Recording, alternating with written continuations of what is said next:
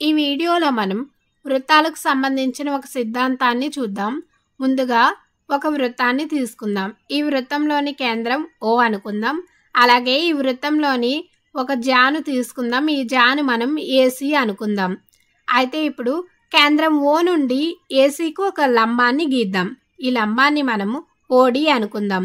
AC Janu OD అనే రేఖ ఖండించిన బిందువుని మనం M అనుకుందాం. అయితే ఇప్పుడు సిద్ధాంతం ఏమిటి అంటే, ఒక వృత్త కేంద్రం నుండి ఏదేని జాకు గీచిన లంబము ఆ జాను సమద్విఖండన చేస్తుంది, అంటే రెండు సమభాగాలుగా విభజిస్తుంది అని అర్థము. AM = MC అని మనం నిరూపించాలి. ఆ విధంగా నిరూపించాలంటే ముందుగా మనం AOను కలుపుదాం. అలాగే OCని కలిపితే చూడండి, రెండు త్రిభుజాలు అనేవి ఈ వృత్తంలో ఏర్పడ్డాయి. త్రిభుజం OMA మరియు త్రిభుజం OMCA అనేవి ఏర్పడ్డాయి. ఈ రెండు త్రిభుజాలు ఒకదానితో ఒకటి పోల్చి మనం AM అనేది MCకు సమానం అవుతుందో లేదో కనుక్కోవచ్చు. దీని నుండి మనం సిద్ధాంతం ఏం రాయవచ్చు అంటే, సిద్ధాంతం ఒక వృత్త కేంద్రం నుండి ఏదేని జాకు గీచిన లంబము ఆ జాను సమద్విఖండన చేస్తుంది అనేది సిద్ధాంతం అవుతుంది. అయితే దత్తాంశం ఏమిటి? దత్తాంశం అంటే ఇచ్చిన సమాచారం. O కేంద్రంగా గల వృత్తంలో AC అనేది ఒక జా, OD ACకు గీచిన లంబము. దీని నుంచి మనం సారాంశం ఏం నిరూపించాలి? OD అనేది ACను సమద్విఖండన చేస్తుంది అని నిరూపించాలి. నిరూపణ: త్రిభుజం AMO మరియు త్రిభుజం CMOలలో ఈ రెండు ఏంటి? లంబకోణ త్రిభుజాలు. లంబకోణ త్రిభుజము అంటే ఏమిటి? త్రిభుజంలోని ఏదైనా ఒక కోణం 90 డిగ్రీలు ఉంటే దానిని మనము లంబకోణ త్రిభుజము అనవచ్చు. ఇప్పుడు మనకు OMA త్రిభుజంలోని M వద్ద మరియు OMC దగ్గర M వద్ద మనకు లంబకోణ త్రిభుజాలు ఉన్నాయి. అలాగే OA = OC అవుతుంది. అసలు OA OC అనేవి ఏంటి? వృత్త వ్యాసార్థాలు. ఒక వృత్తంలోని వ్యాసార్థాలు అన్నీ కూడా మనకు సమానంగా ఉంటాయి కాబట్టి OA అనేది OCకు సమానం అవుతుంది. మరియు కోణం OMA = కోణం OMC అవుతుంది.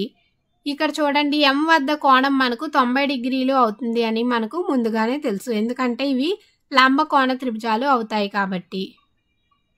మరియు OM = OM అవుతుంది. ఇప్పుడు త్రిభుజం OMA మరియు త్రిభుజం OMC అనేది OM అనే భుజాన్ని పంచుకున్నాయి. ఇప్పుడు పంచుకున్నప్పటికీ OM అనేది OMకు సమానం అవుతుంది కాబట్టి మనం OM = OM అని రాసుకోవచ్చు. కావున త్రిభుజం AMO అనేది త్రిభుజం CMOకు సర్వసమానం అవుతుంది అని చెప్పవచ్చు. ఈ రెండు కూడా ఏమవుతాయి? మనకు సర్వసమాన త్రిభుజాలు అవుతాయి. ఇది ఏ విధంగా చెప్పవచ్చు? మనము లంబ్-కాబూ నియమం ద్వారా చెప్పవచ్చు. లంబ్-కాబూ నియమం అంటే ఏమిటి? లంబకోణము, కర్ణము, భుజము నియమము. అసలు ఈ లంబకోణము, కర్ణము, భుజము నియమం అంటే రెండు లంబకోణ త్రిభుజాలలో ఒక త్రిభుజంలోని కర్ణము, భుజము వరుసగా రెండవ త్రిభుజంలోని కర్ణము, భుజానికి సమానం అయితే దానిని మనము ఆ రెండు కూడా సర్వసమాన త్రిభుజాలు అవుతాయి అని చెప్పవచ్చు. దీన్నే మనం లంబ్-కాబూ నియమము అంటాము. అంటే ఇప్పుడు చూడండి, త్రిభుజం OMAలో మనకు కర్ణము ఏమిటి? AO. అలాగే త్రిభుజం OMCలో కర్ణం ఏమిటి? OC. ఈ రెండు కూడా సమానమయ్యాయి. అలాగే భుజం OM అనేది రెండిట్లోనూ సమానమైంది కాబట్టి రెండు సర్వసమాన త్రిభుజాలు అని చెప్పవచ్చు. దీని నుంచి మనం ఏం చెప్పవచ్చు? AM = CM అవుతుంది. ఎందుకు? ఈ రెండు కూడా సర్వసమాన త్రిభుజాలు కాబట్టి మనకు వాటిలో ఉన్న భుజాలు అన్నీ కూడా సమానంగా ఉంటాయి కాబట్టి. దీని నుంచి మనం ఏం చెప్పవచ్చు అంటే, OD అనేది AC జాను సమద్విఖండన చేస్తుంది అని చెప్పవచ్చు. అంటే ఒక వృత్త కేంద్రం నుండి ఏదేని జాకు గీచిన లంబం అనేది ఆ జాను సమద్విఖండన చేస్తుంది అని నిరూపించడం జరిగింది.